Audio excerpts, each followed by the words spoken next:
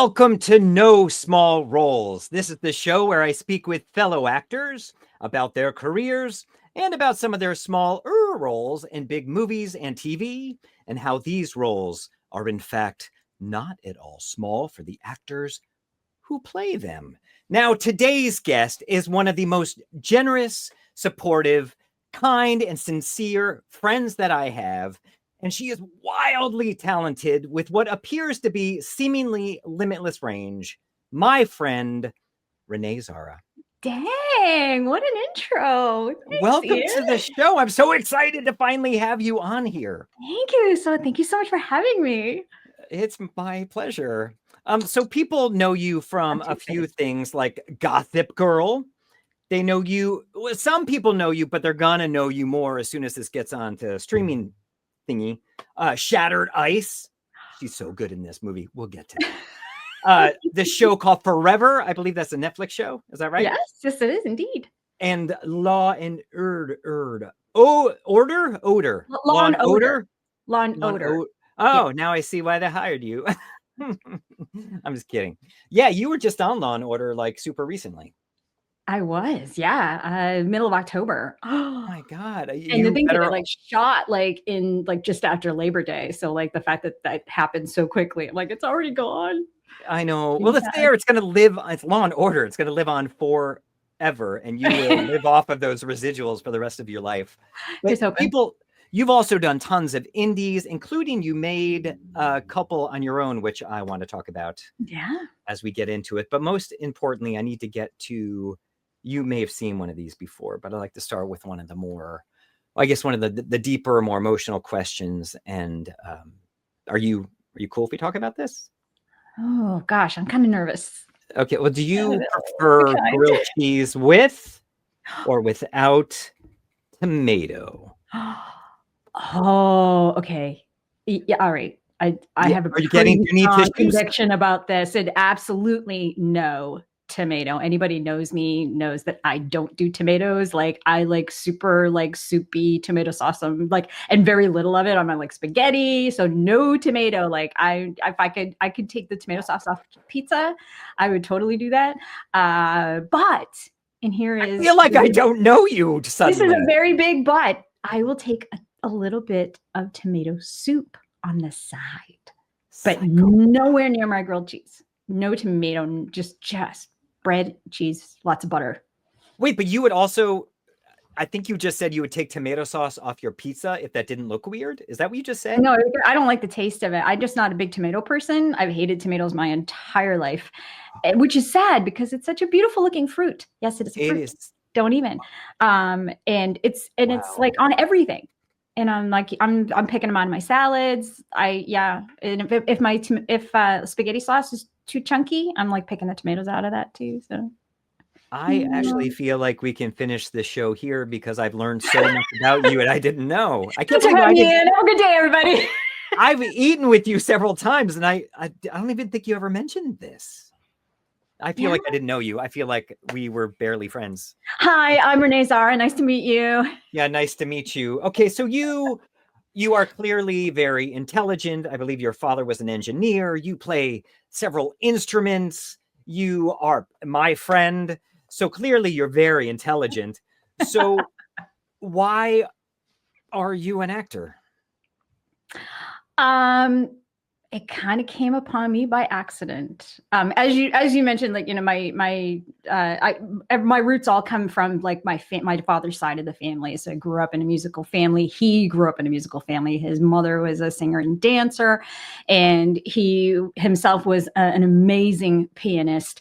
And then, all of us kids came along and we just kind of all grew up in a musical environment and a performing environment too, because my dad, in his spare time would play lounge organ of all things.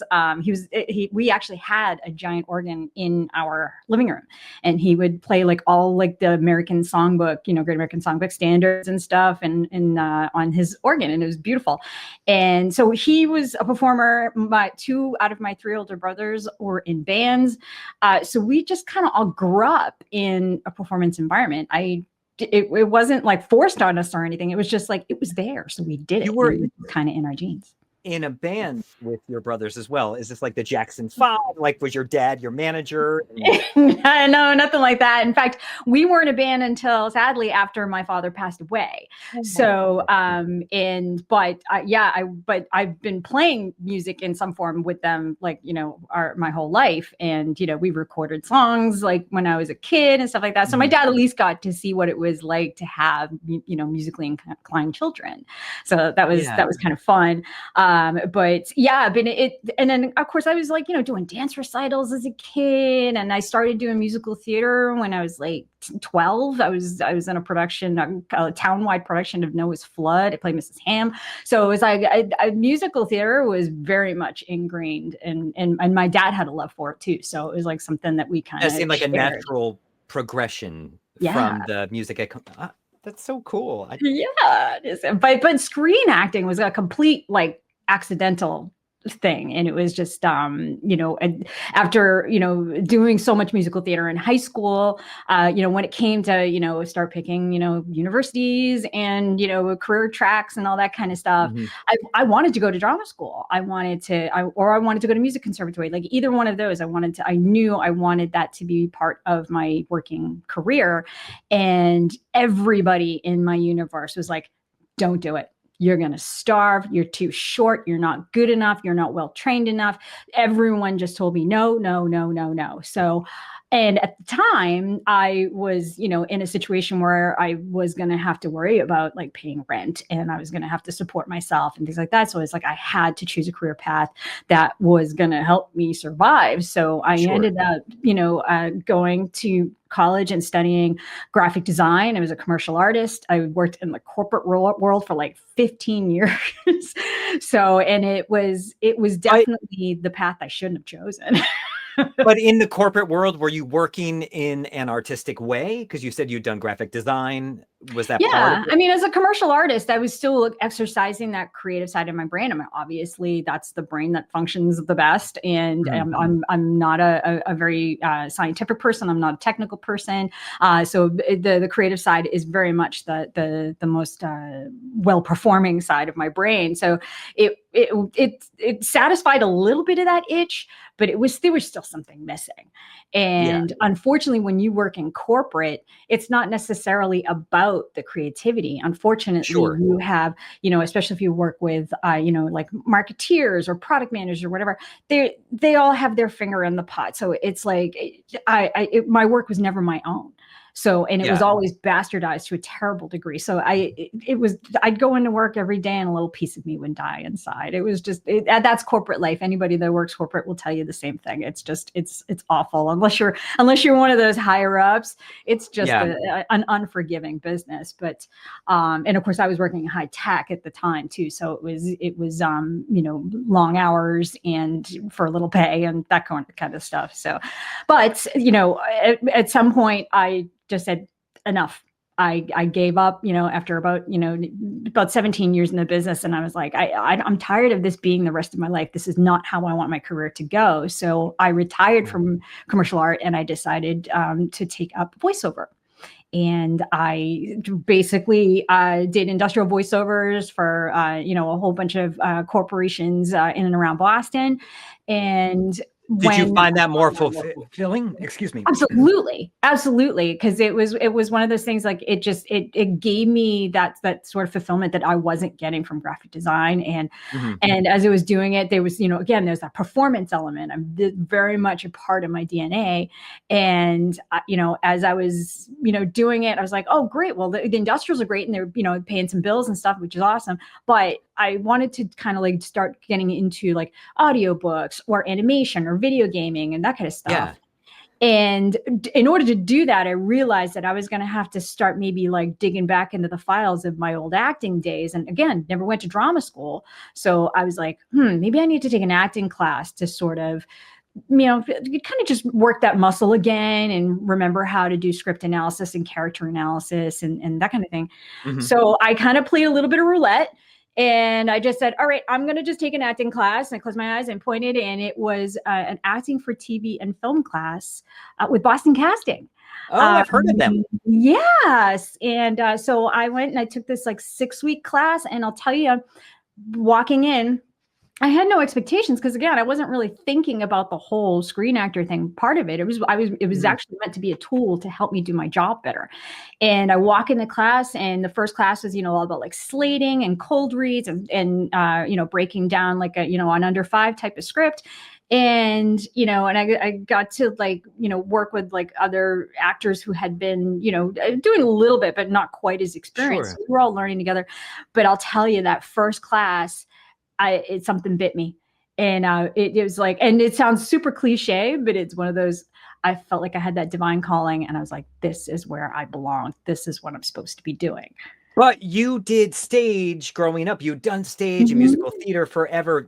You had not been bitten at that point, or were you more It's a bitten whole by different the? animal. It's because and anybody that's done both will know that it takes a certain part of your craft to do either one of those. Oh, so And you mean film, TV versus the stage? versus stage, yeah, Okay, absolutely. So because it's like, yeah, I wanted to do film and TV when I was younger, but it was that I had to go to school for, and that just wasn't in the cards for me. But doing sure. theater, that was accessible to me, Yeah.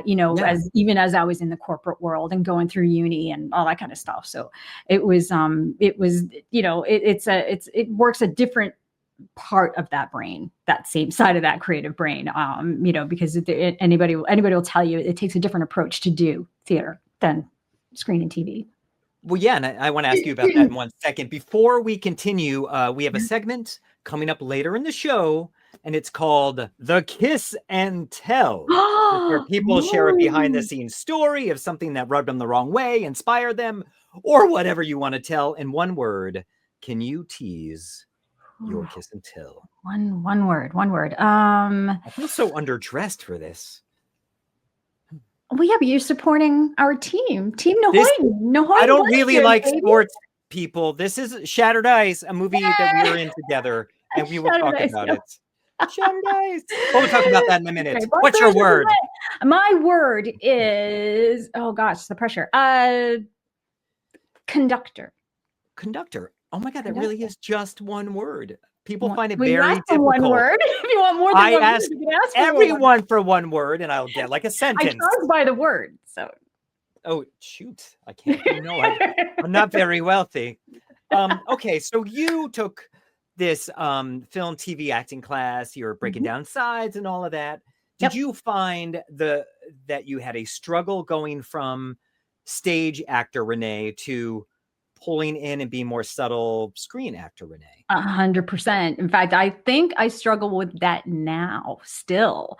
It's there that theater vein is still pulsing inside. So it's I've but I think I've gotten pretty good at dialing it back. I mean, I'm so used to projecting and so used to being so animated and letting my Yeah, eyes doing the talking. It's a challenge, but as I discovered in that first class of watching casting, it was like I loved it. I loved being able to not have to exert that much physical energy, true. and instead it's internal energy and energy all within my eyes. I don't even have to say a word. It's all acting with these two things. And So when did you take this class? I know it wasn't very long ago, but no, it was actually fairly recently. I took this class. It was the spring of 2017. No, so sorry, it was the winter of 2017 because, and this little segue is that once I finished the class, I auditioned for my first film, which is where we met. would it be Namaste by It our was friend indeed. Yes, Christine yes. Altan? Our friend directed this and wrote it. Yes, my savior, Christine Alton, whose fault it is that I am here right now. After I finished that class, I drove up to Newburyport and I went New England Actor, I believe it was called New England Film. Sorry, Oh it yeah. was a old website which unfortunately has left us, which I miss Oh, it terribly. has? Okay. I didn't know. But and it was a great resource for finding film projects, indie film projects, and things to work the craft. Yeah. And I just saw a listing for a lead role shooting up in Exeter, New Hampshire, and the auditions are up in Newburyport. Come on down and learn this whatever. And I was like, all right, let's see if I learned anything in this class. There's just so many things. 6 weeks. You can imagine what you've learned. And I'm like, all right, let's see if I know my stuff. And I walked in there and I did my audition. I met Christine, I did the audition, but then I drove home thinking I completely bombed it. And I think that's something you do, though. You think you bombed it, and but I think that was my first experience ever feeling that way, because it's like after being so many years in the corporate field, I felt pretty confident, and then doing this, which was completely new to me, and then I was like, there's no way I'm getting this. I'm like, all right, well, let's see what I did wrong. Let's go back to my notes in the class, and all right, what did I do, whatever. And then 2 weeks later, I get an email from Christine saying I booked the role. So I was like, oh, look at that. I'm like, I guess I did okay. This is what blows me away, is that, okay, yes, you've been acting forever. You've been performing. You're a musician and songwriter. But it blows me away that you really got started in 2017 in this, and you have gone so far. And to you, probably doesn't feel very quickly, but to me, it's insane, the traction you've made in that amount of time. Yeah, 100%. And it's a long time, but I know, like people like yourself, for example, who have, worked in this industry in some form or another for many, many years, decades in your case, they've carved out quite the road. I think in comparison, my road's been pretty short. So yes, that's what I mean. I am completely flabbergasted to what I've achieved in that amount of time. Now, also take into account, there was a strike in there. There was a pandemic shutdown in there, and now, of course, we're going through this sort of evolution of the industry. So you mean death? I'm trying to be diplomatic. Okay, sorry. It does not go unnoticed that what I've achieved in a short amount of time. That's not typical, and I'm extremely grateful for the luck that I've had. And like you said, in this very strange time in the business, also with the pandemic and the strike, and also, and I hope this comes out okay, in your demographic is a challenging time to become an actor. Yes. Absolutely. Yeah. I mean, it's like getting started in my mid 40s. It's like, what in the heck are you thinking? Like, people look at me, just label me midlife crisis, that kind of thing. But it's like, and this, when especially during the pandemic, I had joined Actor Playbook, which is an amazing actor studio. Our friend Jamie. I shout out to Jamie Tennille, who again is another savior in my life. It was like basically said, there is no such thing as being too old for this business. It takes all ages. So it's like sitting there going, all right, well, screw that. If I'm in my 40s, it's like, I'm available, I'm able, I'm healthy, I can do this work. Why not? So it was very much all right, you know what? I'm not going to listen to the naysayers. It's like, I know I can do this work. And I love it. It's fact, and since I've started, I feel like I can't do anything else. That's what keeps me going. So yeah. Don't tell me I can't. No, you can do it. You can do it. But you've continued doing the music through this time. I know you have performed with your brothers. Oh yeah, absolutely. Music's my first love. I mean, it bears mentioning. You can see that there's a G clef on my hand, on my arm rather. That music has been just the constant flowing river through my life. I mean, it's been there when I've been at my worst, and it carries me through my best. And it's like I play music with my brothers, and I was still doing musical theater, as early as 5 years ago. So it's and now of course, besides that, I'm also a song producer. Like I produced a friend of mine, Amy Kavari. She came to me with a song that she wrote and she needed help. And I brought her into my studio and we built this beautiful song together. And then of course I'm writing my own stuff, and then I'm scoring films also. Wait. So music is still so much part of me. I want to ask you, because you said that you've helped produce stuff, but can I ask you about the Harry Potter thing? Oh my God, that was sheer dumb luck. Oh my gosh, this was back. Oh boy, I'm realizing how old I am now, but back in 2005. Oh, right before I was born. Yes, exactly. Yeah. Wow. So you were just a twinkle. I was. And I had heard this song "Hide and Seek" by Imogen Heap, which it is pretty much throughout the zeitgeist now, so people know the tune. But what was her band? She was in a band I liked. She was in a band called Frou Frou, with Guy True, true. Sigler. Yes. And Good I band. heard the song, and I was so moved by it. And at the time, I was singing with a choral ensemble in Boston called Incornovo, and I heard this, and I was like, "Oh my god, I need to arrange this for our group." I'm like, because there's no sheet music because it was a brand spanking new song. So I reached out to her manager, like I just sent an email and it said, "Hey, I'm a Boston musician. I got a great choral group. I'd love to arrange this song for SCATB, which is soprano, alto, tenor, bass." And I said, "If you don't mind, I would love to make an arrangement of this." Imogen herself emails me back and says, "Go do it. I would love to. I want to see the music. I want to hear it when it's done, all that kind of stuff." She gave me the blessing. So I was like, all right. So I arranged this song, and, and then she, once I got done with the sheet music, and then, so the score was finished, and then I had my choir premiere it. And then it just kind of grew from there. A group that she had in London decided they were going to, sing it, and then she even gave us a copy of the score to Emma Watson. So Emma Watson has it. She Thomas Dolby apparently wanted to arrange it for strings, so he has a copy of the score. So it's like, so cool. It was amazing where this little thing has gone. But in 2015, after I had performed with them at the Royal Albert Hall, they wanted to take this arrangement and sort of remix it or whatever. And I didn't know what for. And I said, "Yeah, sure, let's do that." And so they performed it, and Imogen re-engineered it. And next thing I know, it's going to be featured in the West End premiere of Harry Potter and the Cursed Child.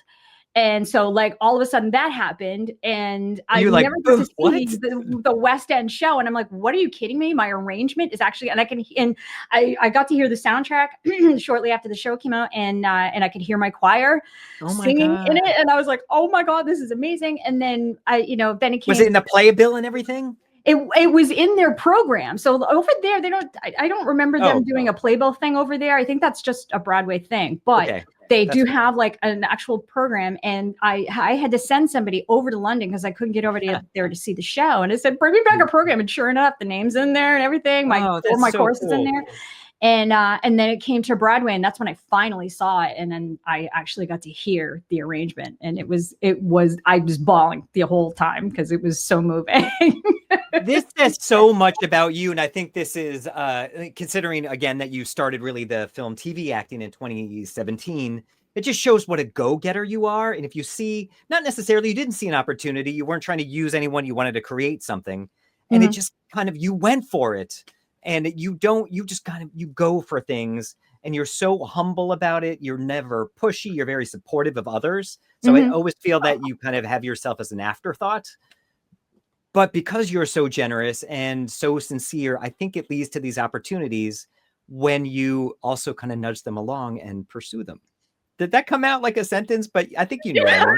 Is that in English? No, I know. It may not have been very kind of you to say. I do like think that I good God, this sounds so cliche, but I have a blessed life, and it's like, I like to think that I have some modicum of talent, and I don't want to squander it. I was put on this planet to do something, and I feel like this is it. And it's like, if an opportunity arises, I think I need to go and seek it out and see if it has life.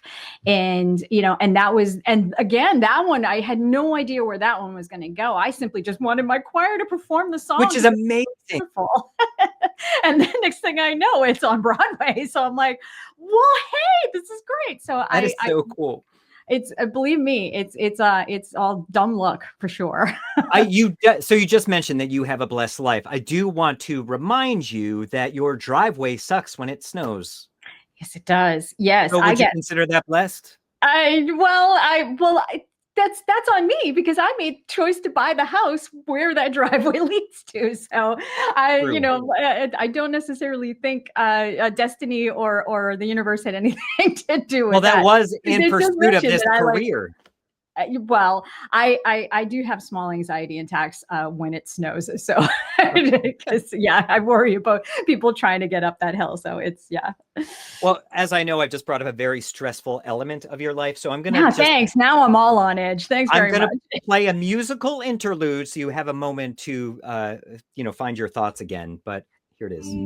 Ever so near, that's the time you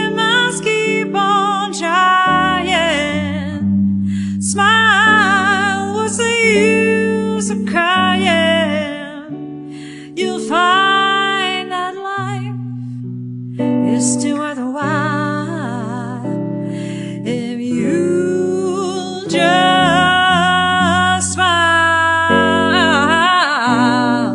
Oh, that's the time you must keep on trying. Smile, what's the use of crying?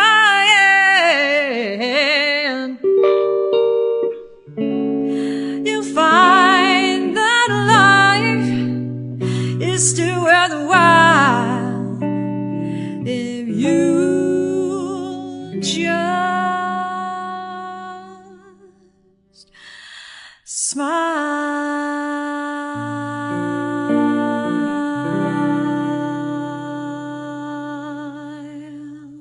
You could Oh, sing. that song makes me cry just to this day. It's I love that song. And you do it beyond justice. Was that? Oh, thank you. There's a story behind that video because it was actually that was my goodbye to my old studio. And because during the pandemic, I had bought a second place here in New York, and I knew I was going to have to fold up that studio in order to bring it here. So, and that space, I've created so much in that space. I've scored 3 films in that space. My band used to practice in that space. So, like 2 days before I had to pack everything up, I said, you know what, I'm going to just record something here just to sort of let it. Give it a parting gift. So I sat down with my guitar and I said, yeah, let's record. And Smile is one of my favorite songs of all time. So I figured that was worthy to do in that studio. I love that song. I remember it from the Chaplin movie. Yes. With Robert Downey Jr. But, yes. It's so beautiful. Okay, so you said in that previous space you had scored a couple of films. Mm-hmm. Does that include this? Wait, is this working? This one. Hey, yes. I did. I scored Mrs. Osborne in that space. I did. So can you tell us about Mrs. Osborne? This is something that you wrote. You also did the score, and your brother directed. He did indeed. Why did this happen? What was the inspiration? Oh man, this started. My niece Birdie and we went on a day trip to the Crane Castle in. I just met her. Which is a magical place. And all the years I'd lived in Massachusetts, I had never once been there. And I said, you know what, let's just go check it out or whatever. So we drove up there and I saw this house and I went, oh my friggin' God, a Jane Austen film needs to be shot here. and I looked at it, I was like, oh my God. And I was so inspired that I went home and I wrote a first draft of a feature film script, a scene of which became Mrs. Osborne. And in 2019, I just said, you know what, I really could use something for my demo reel that shows off my British accent. I want to show something I've created. So I said, I plucked out a scene from the film and I said, why don't I just take this, maybe make it a self-contained piece and I'll turn it into a short.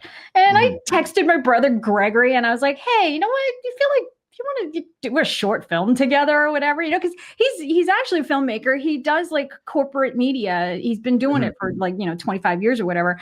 And I was like, you know what, like we've never actually worked on something like this together. So let's try it. So I asked him, I said, what do you think? And he says, yeah, sure, let's do it. He's, I'll bring my crew, whatever. And I was like, oh my God, this is actually happening. And then Christine Alton, who we both know, agreed to, because I'd never produced a film before. So I was like, yeah, you know what? I could probably use some help. So she co-produced it with me and showed me how to get something like this off the ground and made. And she came with me to the Moffat Laud House in Portsmouth, New Hampshire. And we toured the facility and we had to do this whole I had to write a 12-page proposal to, I think it was the Daughters of the American Revolution, I think, that owned that property. So I had to show what I was going to do. I gave them a copy of the script. I had to do this whole presentation. And then they said, yeah, sure. Okay, we'll give you one day. And then, I paid a fee, whatever. Yeah. And we shot it all one day. And That was shot in September of 2019, and then I cast Mr. Blakeney over that summer, and then I brought my friend Killarney Trainer, who I had worked with on a movie called Dinner Party, and I brought her in as the maid, and then we shot it literally on a Sunday, where there were like, anybody that knows Market Street in Portsmouth, New Hampshire, knows that it was a haven for motorcycles. So it kind of ruins the period element. Exactly. I'm like, they didn't have motorcycles in 1805 in England. I'm like, so it was quite a challenge. But my brother brought his amazing cinematographer Sid Levin to help out, and the reason why it looks so beautiful is because of him and Gregory. And I'd never been more thankful to have them as part of a project as I did with Mrs. Osborne, because they were a delight to work with, and they're geniuses. They just took my script, and they saw what I was trying to achieve, and they said, let's do it. Let's just do it. Let's have fun. And we had a blast. It was such a wonderful day, and it turned out to be a gorgeous film. I'm so proud of it. Can I show a clip? Of course. Always do you remain quick to impugn my standing. Am I not even afforded the chance to mount a defense? None that I choose to hear, Mrs. Osborne. You are no gentleman. You descend to the level of insulting me, and you make no apology for it. Are you so keen to condemn me on the deposition of strangers rather than seek an explanation on my own account? You stand before me every bit the executioner, yet you will not let me answer for it. There's not an element. It feels 100% not mainstream, but it doesn't feel like an indie short at all. It feels like it's from a real film. That's a total credit to Greg and Sid, because they made it look so professional, and so I'm so thankful. And of course, I'd be remiss if I didn't mention Jim Keeney, who was responsible for getting all those motorcycles out of the sound mix. He was a freaking genius. You must have been so stressed about that. I can't imagine. I was like, I'm going, oh my God, what do we do? Like, we can't go back and shoot. We only got one day, and I'm like, of course, my Blakeney was off to do another project, so I was like, oh God. So Jim worked miracles. He is a miracle worker. I was so happy.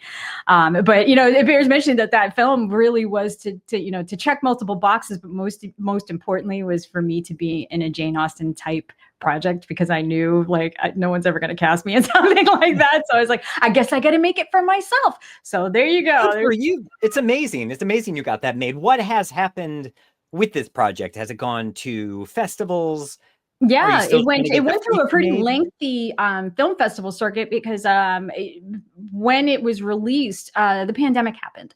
So I couldn't actually like go to a lot of film festivals. So a lot of film festivals are going online. So I managed to get a lot of exposure just along all the various film festivals, most notably the Jane Austen International Film Festival in Bath, England, which just being selected for that festival was like an absolute feather in my cap, and it filled my heart, and I was overjoyed. And it went to the Shauna Shea Film Festival, where it got a couple of awards. It also went to Boston International Film Festival, where Greg picked up a Best Director award.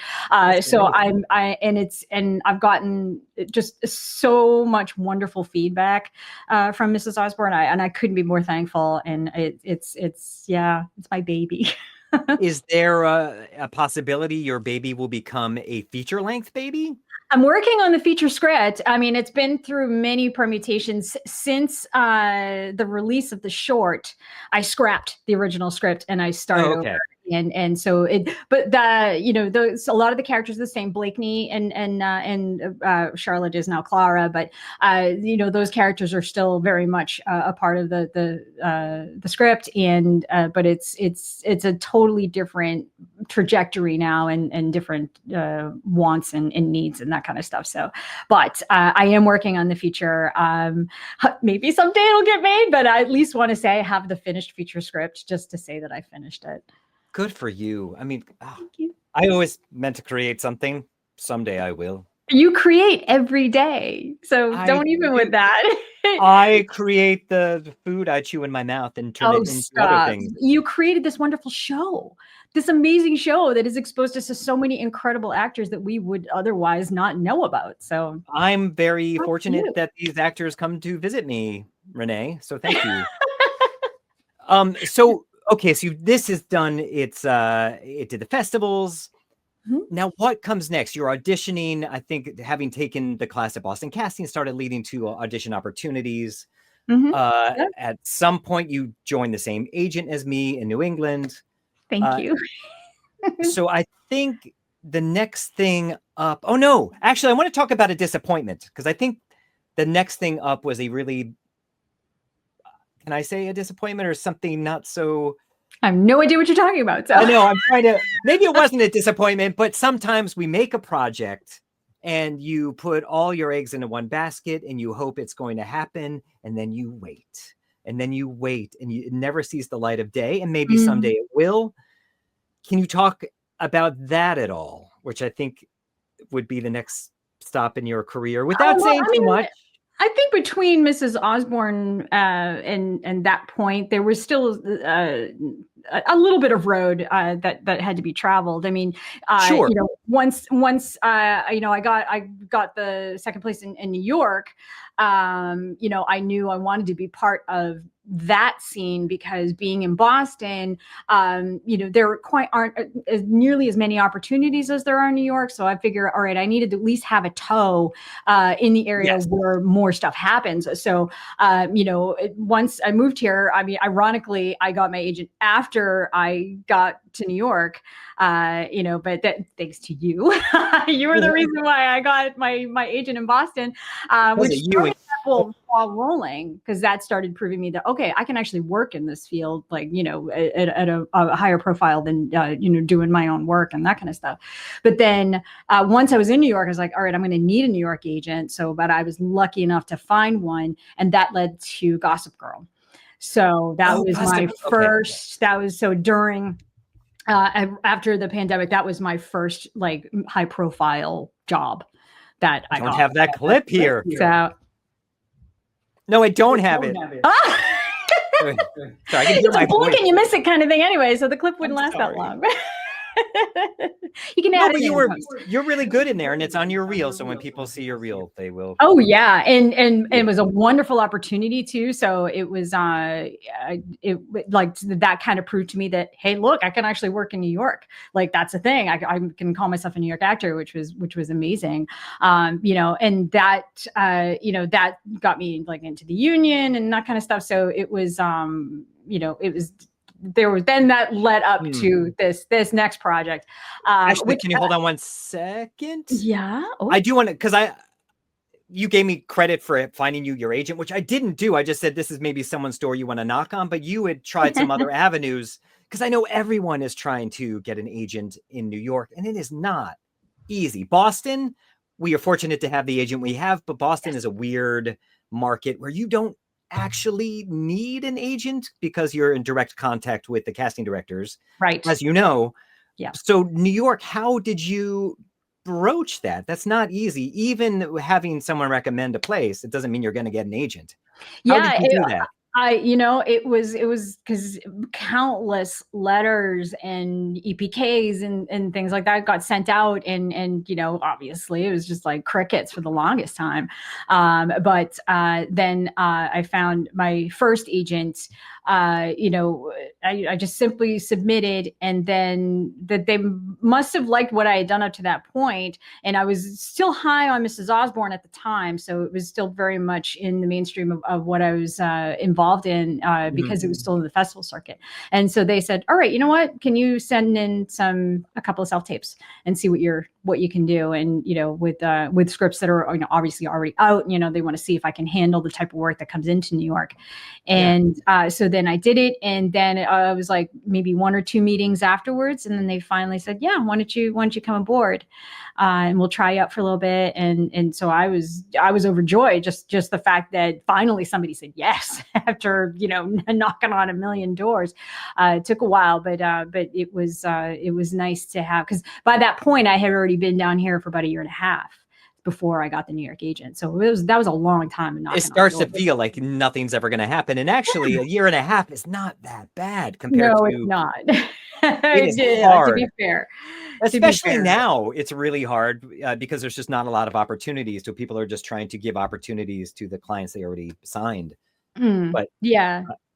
Yeah, I applaud mean, you for doing but that. but I was grateful for that first opportunity, and I guess he was willing to take a chance, so I'm definitely grateful for that. And of course, like I said, it led to Gossip Girl, so that was like, okay, I've cut my teeth finally, and now I can move forward and do bigger and better things. And after How soon did that come after finding the agent, the Gossip Girl? Was there a lot of let's see, I was auditions? Or? signed in late December. I think I got that opportunity. Good God, I think it was early February in 22.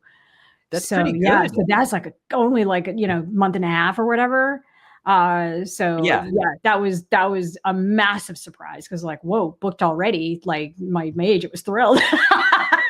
And So, that's a good casting director too. I'm blanking on her name right now, but that's one of the Cassandra, I believe. But yeah, and of course, at that time, I was still getting to know the offices that were in town too. So it was just like, okay, great. This is one that I can, keep in my Rolodex or whatever. So it was awesome. And the audition was, super quick.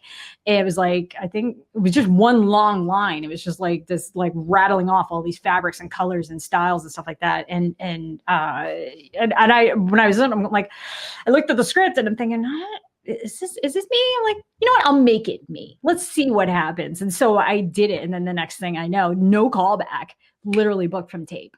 And I was like, whoa. I'm like, because I kept hearing about people doing chemistry reads and callbacks on Zoom and or EcoCast, and it's freaking me out. So I was like, you just want to book me? Okay. No problem. All right. You should have said no. You should have been like, no, forget it. No, I need to negotiate my contract. Callback.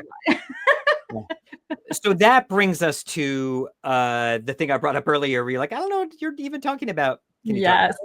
I mean, it is kind of cryptic, to be fair. I can't really talk too much about the project, but I can at least say that I had the great privilege of working with the Kinane brothers, who are a film production company out of Little Compton, Rhode Island, and they are amazing. And in fact, they've got a film coming out. I'm going to shameless plug the Kinane brothers.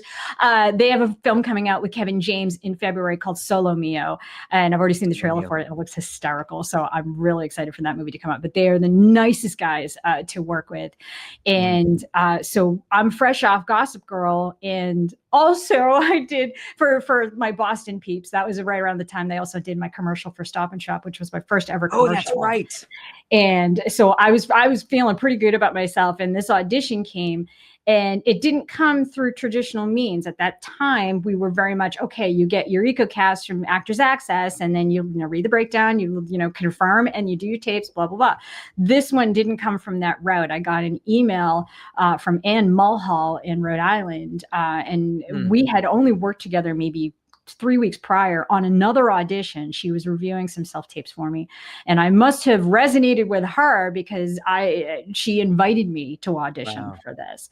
And so it was a pretty lengthy audition. It was 3 really beefy scenes, and then after that it kind of like it went away and I didn't think about it.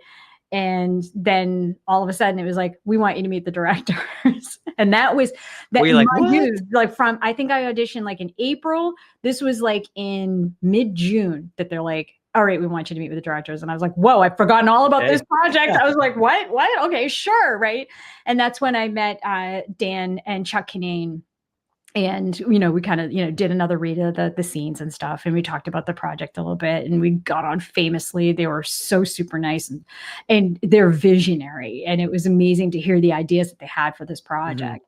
And then as soon as, I think it was early July, they had booked me for the role. And then it was all about hitting the ground running, get your ass up to Syracuse, New York. And then we've got almost 4 weeks of shooting lined up for you.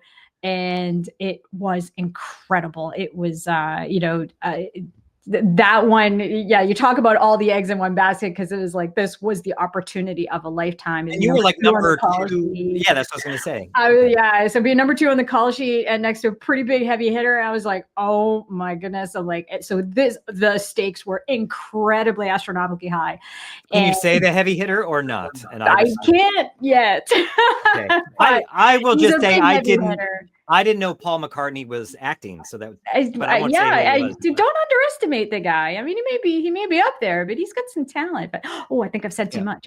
Anyway, so yeah, so working alongside him was that was a gift in and of itself, because it's something that he had never done before. So I felt like we were kind of going down this road together. Mm-hmm. And then, it was, this lead role, which had a hell of an arc. So it was, tons and tons of research. It was, it had a religious angle to it. So I kind of had to, I'm not a religious person, so I kind of had to reacquaint myself with this church, that kind of stuff. And so it was a lot of work. And during that time that, I was living up in Syracuse for, almost 4 weeks. And I was basically I shut myself up in my hotel room. I had papers all over I had built a situation room. I had my script lined all over the walls. And I'm like, all right, so we're shooting this scene today. Okay, so this is what's already happened. This is what's going to happen. I connecting the dots, all that kind of stuff. So it was the hardest work I had ever done. You work so hard, because we've done projects together or had auditions, and the preparation you do is I feel really dumb, because I just kind of I do the thing, but you're I'm gonna map it all out. I'm like, oh my God. And it's impressive, and it clearly pays off. But with a project like that, you can't it's not like a one-liner, right? It's not hard work to do one-liner. Anybody that's auditioned for them knows how one-liners can be harder than one-liner. But when you have to build the story yourself, and that's amazingly difficult to do. And it's one of those things that because this was only my at that point, my maybe second or third high profile project, that I'm I don't want it to fuck up because of me. Oh gosh. Sorry, there's no this is on the Disney Network. Rated, right? Oh, sorry. Now I have to edit. To drop the Sorry, everyone. Bleep that out. Okay, bleep. I apologize to your children, people. I'm so sorry. Go on. Anyway, so when that's riding on you, there's immense pressure that you cannot let this fail. And it's one of those things all right, you do your line and go home. Not in this case. This was very much I had to do that leg work and knee work and neck work and everything. There's elements from my favorite genre in there, which must have been very fun. Yes, absolutely. Because it's I think officially it's categorized as a thriller, but I think there's a tiny little bit of a horror aspect. I mean, there's I like to think there's a few jump moments and that kind of stuff. And there's a bit of a transition for me. So it was wow. It was. And being able to channel that duality, which is my favorite thing in the whole wide world, is to be able to be basically two different people. That was an absolute gift and very, very hard to do. But I'm sure you knocked it out of the park. I just hope we get to see it someday. So what is going on? Will it see the light of day? So how long ago was this? Oh my gosh. Well, we shot in the summer of 22. So good Lord. Yeah. So I'm not exactly sure where it lies right now. Last I heard, there was a little bit of post that they needed to address, but I haven't been privy to any of those conversations, so I legit have no idea. So you never know. I'm basically just praying and keep my fingers crossed and toes crossed and internal organs and all that. So that's a hard thing. It's such a hard thing about this business. So you audition, you're I got an audition. I hope I book it. You book it. You're oh shoot, I hope they keep the date and they don't write out the role. Oh no, I lost the role. Okay, no, I still have the role. You shoot the role. You don't know if you're gonna make the edit. You don't even know if the film's ever going to come out, which I did. I've done stuff over 10 years ago that has not come out, not to discourage you, because hopefully it will happen. But you never know. So you just have to celebrate the wins within, each step of the way. This is awesome. I got this. And 100%. I mean, because that's not, I've had projects that I've poured so much into that never saw the light of day. Yes. So, it's heartbreaking because it's oh my God, I exhausted so much energy and so much of my creative self into that that project, that like no one's ever going to see the work, but it's like it is part of the industry, and it's so very heartbreaking. But at least with this particular one, I keep hopeful, and maybe it'll show up in somebody's blooper reel or something. I don't know.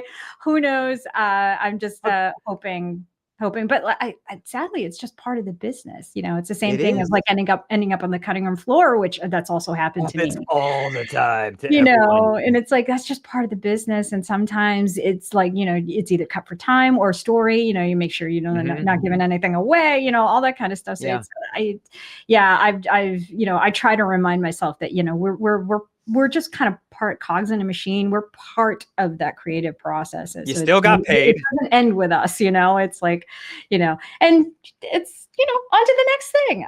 I refuse to stop. And at the very least, you learned stuff about yourself and what you're capable of. Mm-hmm. And you tested your limits, and maybe it sounds like you pushed beyond them. So, I mean, that one, it made me, that particular project made me realize that, okay, you give yourself into a project, but don't give every last cell in your body to this project, because I went down so deep that I came home and I was like, I basically was like in a depression for like good 3 weeks. This studio here was just built, and I basically locked myself in here for 3 weeks, lights off. I was just in my little cocoon, and I was like, I don't want to talk to anybody. I don't want to do anything. I was in such a deep, dark place because I had exhausted so much of myself into this project. So it's so hard not to kind of pull that back a little bit. But and it's so hard not to, because obviously you want to do a good, real, convincing job. And sometimes you feel that you need to actually feel those intense emotions. So how did you handle doing, I want to jump to this next project. Yeah. How did you handle doing this, considering what you just said to us? Because do you want to explain what the story is? Oh, sure. Yeah. Shattered Ice it's a beautiful story that focuses on mental health in the sports arena, and this star hockey player chooses to take his life, and the team and the families that are left behind are very much affected. The team and the actor, the big Go Black Bears, his best friend and teammate is obviously feeling the greatest effects of that grief, and you see his downward spiral, and it is a gorgeous movie, and the script is so beautifully wrten. Shout out to Jake Miskin, who wrote just a gorgeous story, and because it's so much based on his own experiences, that he was willing to share that experience with us is a true gift. Right after I wrapped the show, I got this message from Jake Miskin, the writer-producer of Shattered Ice, and he wanted me to pass this along to Rene. Rene is an incredible down-to-earth person to work with, and who truly cares for the love of our story, cast, crew, and journey. This is completely evident in her amazing performance in bringing the rawness, genuine, loving character of Mrs. Mankus to life in Shattered Ice. You play the mother, you don't know this, but you play the mother of... I do? You do, of the surviving friend. Yes, yes. I am Will Mankus's mom. And she, is kind of side-eyeing her husband, basically putting the screws to Will, who's, obviously feeling great darkness after the death of his best friend and teammate, and the fact that he's about ready to go to college and stuff, and his dad is just nothing but putting his knee to his neck, trying to get him to succeed and be the best, and to ignore whatever dark thoughts he's got going on, and not seeing the warning signs of somebody that's in serious trouble. So then here I am looking at this going, this isn't right. What are you doing to my kid? So, and it's just a gorgeous character that they wrote, and the fact that she's so strong and strong-willed too. She is the beating heart of this movie, your character. And I think I've said that to you before.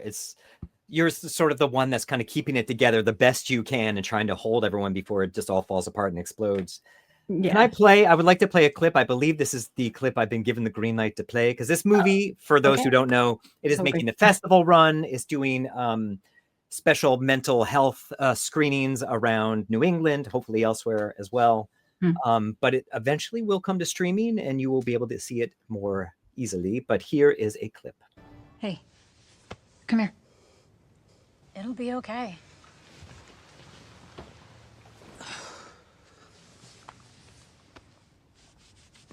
Come on. I made burgers. Your favorite. Yeah, sure. Thanks, Mom.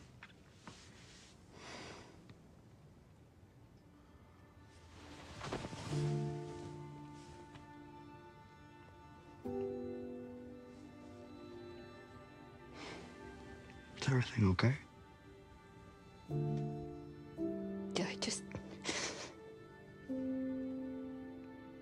I just love you. Oh, Your Charlie, my sonny boy. He's amazing. But your work in this film is stunning. It is stellar. It is beautiful. It is nuanced. I can't wait for everyone to see this. How did you do that? Because you said for the other one, you locked yourself in your studio there and essentially went crazy to play this crazy character. But how do you handle these deep, dark emotions? I'm just going to show a photo from other scenes, but oh yes, you deal with that one was easy. That one was easy to get emotional, only because you were giving a speech and I was legit crying because I was so friggin' proud of you. Because you were trying not to blink. Your eyes were dry. You were trying not to blink. It makes you tear. I know. Oh no, absolutely not. That was a ridiculously proud moment for me. But yeah, I mean, the emotional tax of that film it was a lot to bear. But the thing was, we'd all been there, in knowing that it takes a strong person to bring you up. That kind of like kept me going. And I remember reading the script for the first time, and as I was looking at Mr. and Mrs. Mankus, Mr. Mankus very much represented like the way I grew up. I lived in an environment, in a locale, just in an area where you didn't talk about your feelings. It was very much head down, eyes on the prize, just do your work. Don't talk about your feelings. If you feel bad, whatever, just get over it. So I'm reading Mr. Mankus and I'm thinking, oh my God, yeah, this is very familiar. This is very much, and it struck a nerve with me. And then I'm reading Mrs. Mankus and I was like, okay, she's everything I want to be. I want everyone to be. It was like but she's the one that wants to reach across the table and pick you up. And she's the one that, wants to reassure you that she's there and listening and that kind of stuff. And that was so foreign to me. But I was like looking at Mr. Mankus, who I was, and Mrs. Mankus, who I wanted to be. She was like that beacon of hope, as it were. And so it was from there, it was like, all right, well then let's try and make that transition from where I came from to where I want to be. And I just tried to be that ideal person that I wanted for me, as growing up in a very much that kind of environment. And you're so real. It's just so obviously you brought from people that or wish existed in your world. And you're beautiful. Your work is so beautiful. You're beautiful as so work. Can I have you read something off the screen when I put it up? Sure. I got a little note from your husband in this movie, Matt Lesher, and I would like you to read what that says. Renee is a total pro. Oh my God. The kind of actor who arrives having put in all the necessary work and beyond. Her generosity and dedication are among the most memorable and meaningful aspects of having worked on Shattered Ice. Oh my God. Dude, that's Reverse Flash. Like, that is Reverse Flash. That is the bad guy in Zorro. Oh my God. I love him so much. He's such a wonderful person. And he was, oh man, such especially the shot that you showed the footage that we can't have. He was pivotal in me getting through that scene because it was, yes, that one. Because that was obviously a massive confrontation between Mr. and Mrs. Minkus, and it was one that I knew I was going to have to step up and bring every last bit of myself. And after every take, he was just like, "You okay? You okay?" You know, and he got me through it, and I'm ever so grateful, not just to have worked with him, being such a massive fan of the CW, DC universe, but just having that moment to have somebody so skilled and such a veteran be able to carry me through this and help me do my work. What a gift. He was so incredible. That's the thing, though. He has been at it forever, on-screen actor, working with the greats, Anthony Hopkins, himself being fantastic. And you brought it to his level. I mean, you can match him, which was amazing. And I tried. what you did brought the best out of him as well. And as you can tell, he's about 7 feet taller than you. Look at your eye line. Oh God. That was always the most curious casting ever. Is like, okay, Thumbelina meets the Jolly Green Giant. But the power you two bring on screen is amazing. I can't wait for people to see this film. Yeah, absolutely. And I can't wait for, like, especially people that are familiar with Matt Lesher's work. This is definitely a different role for him. So I really want people to see what he can bring. And that's the thing, is like, trying to match his level and his level of professionalism and whatnot. Is that goes right down to recognizing what the stakes are. It's riding on you, to be like as good as everyone else. So that's very much what drove that project for me. It's like, okay, I gotta match that. I've been watching that guy on TV for years, and I'm gonna be as good as that. So hopefully you did it. I get to match the challenge. Beautiful film, beautiful work by you. I can't wait for everyone to see it. Yes. There's one other project I want to talk about and then start wrapping it up. But I want to talk about, you recently did the show that everyone who lives on the East Coast has to do if they're an actor. Yes. You did it in a big way. You were top of show guest for Law and Order. Law and Odor. Oh, yeah, that's true. Sorry. I think you're one. Yes. I'm telling you said that. Law You're going to be done. That was the reason why I needed to dip a toe in New York. That was the reason why I had to find a New York agent. That I was like, I need to get on Law and Order. That, like, anywhere in that Dick Wolf universe. I was like, I'm not picky. I'll take whatever you got, And I had been courting Strauss for years since I got here. And the casting director, people, for those who don't. Yes. Yeah, to those who don't know, Strauss, the wonderful Jonathan Strauss, and so it was. I had a couple of near misses. I think I got availed for FBI. I think I got called in for one other role. I can't remember, but and it didn't work out, whatever. But then the strikes happened. And after that, it was hard getting that momentum coming back again. And this past summer, I just kind of like sent out a communication of like, hey, I'm here. I got a movie coming out called Shattered Ice. If you're interested, whatever, let me know. And I didn't think anything of it. And I was like, all right, well, if something comes my way, it comes my way. I'll be ready. Mm-hmm.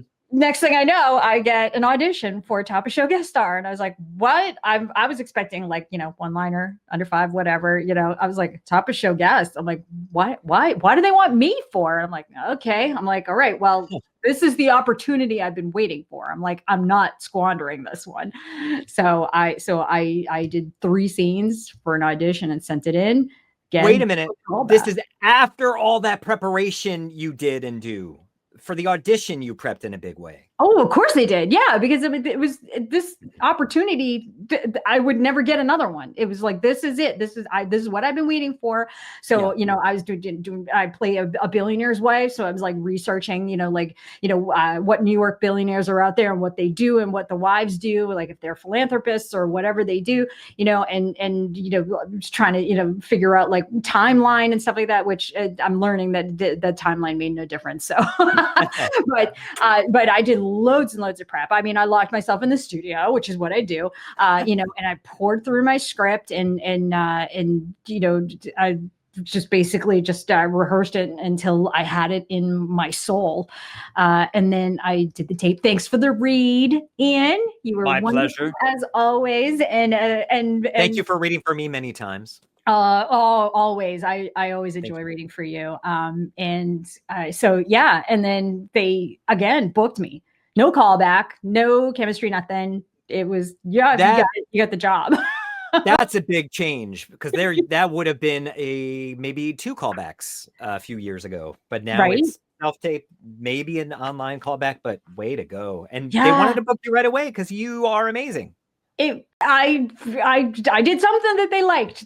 I guess that's what it was. And it was just, again, I just wanted the opportunity to audition to show them what I could do. Sure.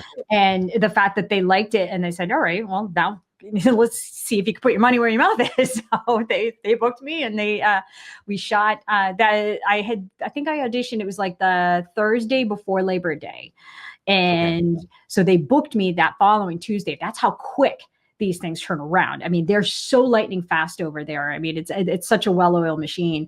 And then as soon as Wednesday, I was already down in the costume department trying on millions of outfits. So it was like insane. And then just that following Friday after Labor Day, I was on set. I had a 6-day commitment over an 8-day shoot. So it was that was amazing. A lot of work. But it was wonderful. And I got to work with Martha Mitchell, who was an amazing director, and she was so kind to me. And the thing I loved is that she was willing to let me have a voice at the table. She was willing to go, all right, well, what is she thinking here, and that kind of stuff. And going through her arc over the entire episode, that she was willing to listen and work that was so wonderful, because she's a true collaborator. And I loved working with her. And then of course I got to work with all the heavy hitters too. So what's that? And that benefits everyone when they're willing to work with you through the arc of your character. Yeah, it was incredible. And most of my work days were court scenes, which was great. So then all I had to do was just like work the lens. So it was great. But then like my final day, I got to work with Reed Scott and Maura Tierney, which was just, oh man, that was just a wonderful experience. So they're both amazing people, and there was a little bit of time for us to do a tiny bit of play, which was great. So we got to actually like massage the scene a little bit, which was awesome. And they were so kind and patient, and it was lovely. I want to do it again. Well, how about just a clip instead? Okay. What are you talking about? They were out at a bar and you heard John say, "This is happening whether you like it or not." Was he asking you for a divorce?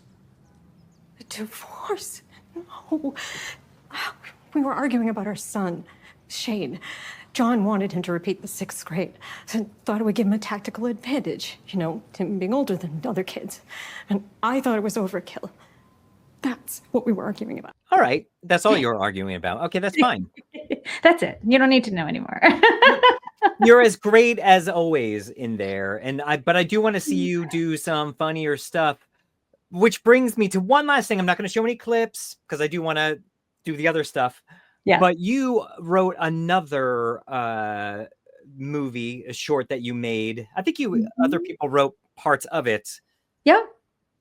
But can you tell us about Solitary real fast? Of course I can talk about Solitary. It's a conceptual art film, maybe semi-documentary, about life during the pandemic shutdown. And it was actually shot during the shutdown of spring of 2021. So none of us had been vaccinated yet or anything like that. So we were literally like sheltered in place and shooting a film. So, obviously the lovely Ian is in it, and Christine Alton and Russ Gannon.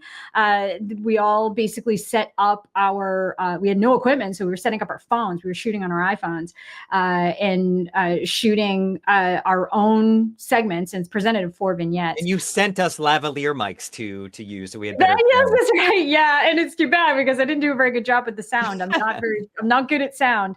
But it's a beautiful film, and it goes through the human experience during shutdown. I tried to leave the politics out of it, but it was really just about frontline workers who had to deal with seeing the effects of the disease firsthand, and then you meet the social butterfly who's been sheltered in with his family and his wife on a big long honeydew list, and then you meet a spouse, a toilet paper hoarder. Yeah. And then you meet a spouse who has lost his wife to the disease, but she has to die alone, and he has to deal with that grief. And then finally, Christine, who is she represents the story of hope. And if you just follow the guidelines, you'll get to go out with your friends again and that kind of stuff. So it's a beautiful film. And it's making the festival run. The cool thing about it is it's a time capsule. It is, yeah. So yeah, because I think the fact that because we shot it in 2021, it's now coming on almost 5 years since we wrapped photography, and we've been in post that whole time. And of course, I scored it last year and that kind of stuff. So it's been a long road, but I feel like now is actually kind of like the time. It's time to finally bloom, just because given unfortunately our political landscape at the moment, I'm finding that this may actually resonate with people. I just my basic hope is that the message to take away is that this is where we were and that we never want to go back there again.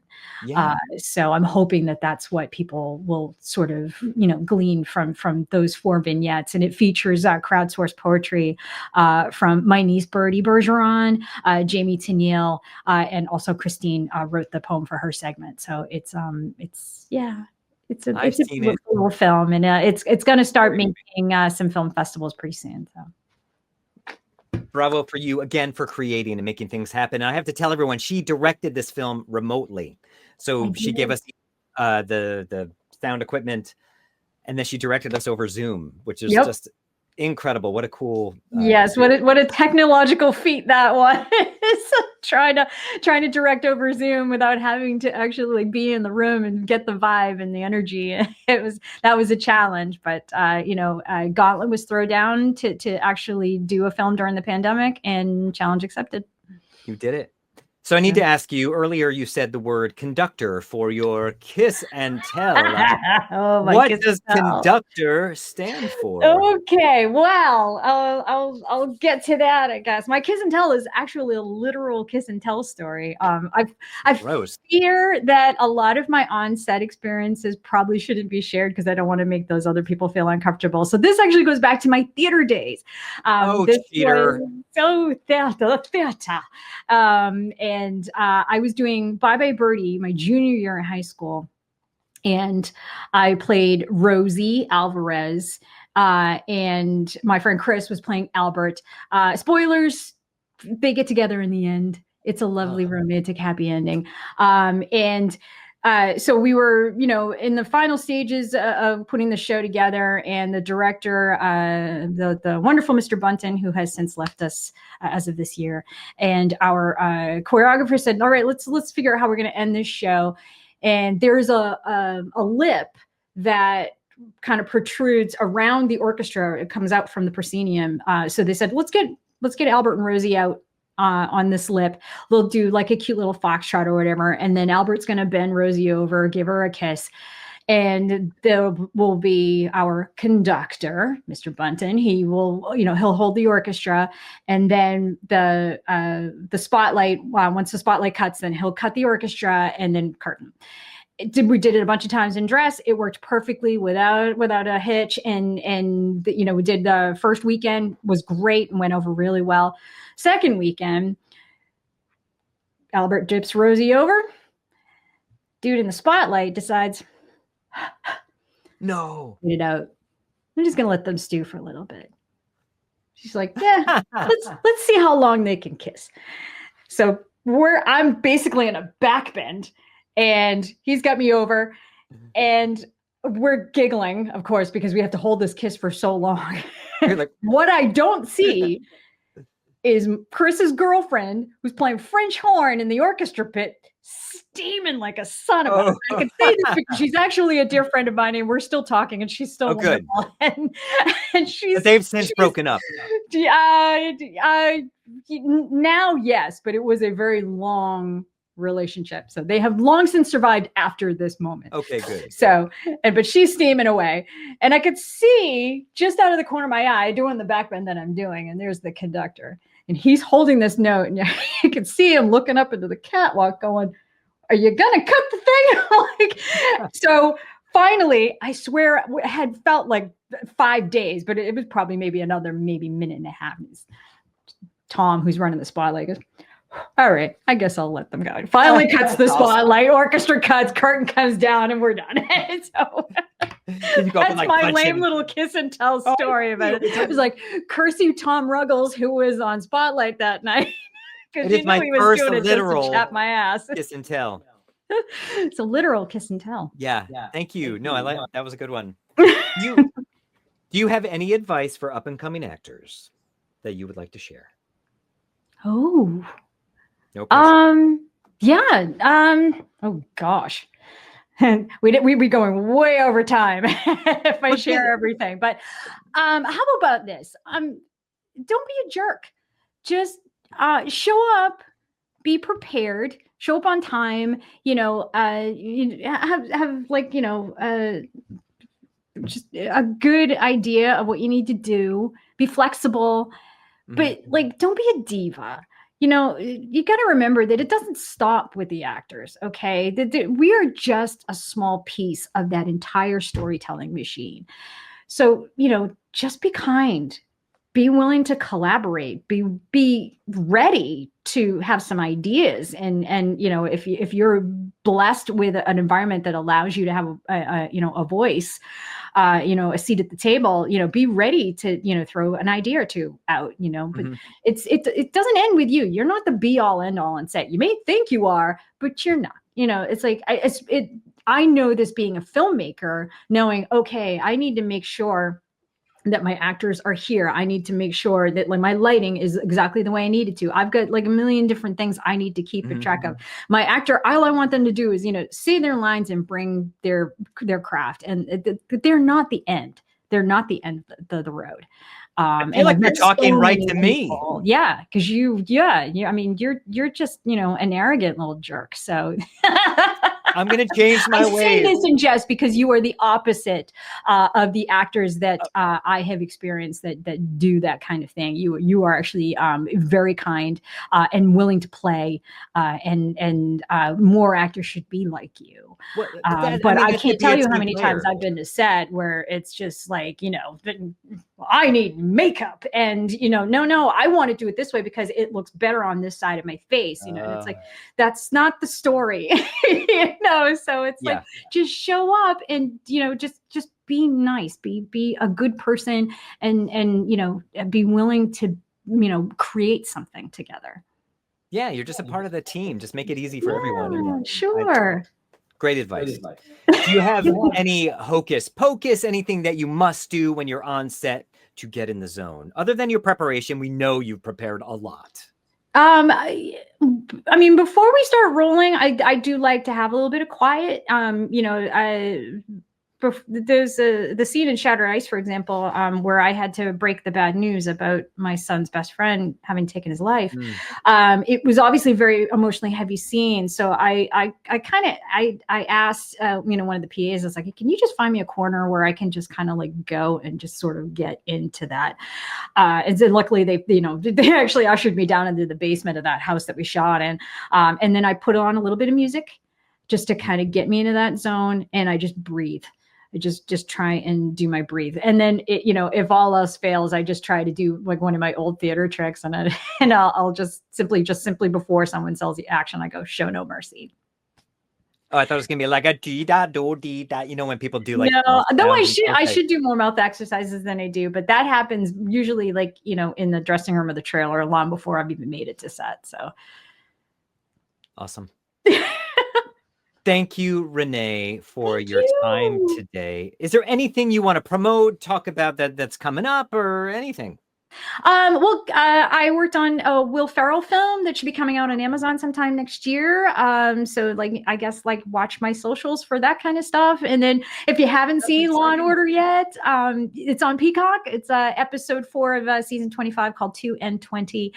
So do catch it if you haven't. It's great fun. She's great. And yeah, that's and chase down Shattered Ice. And keep your eye out for Solitary Notes from Isolation. That's going to be coming out soon. Well, thank you very much for your time. I will be looking out for all your stuff. Everyone, like, share, tell your friends, and chase Rene on the socials. And Rene, stand by for 1 second. Goodbye. Okay, these are the parts I play.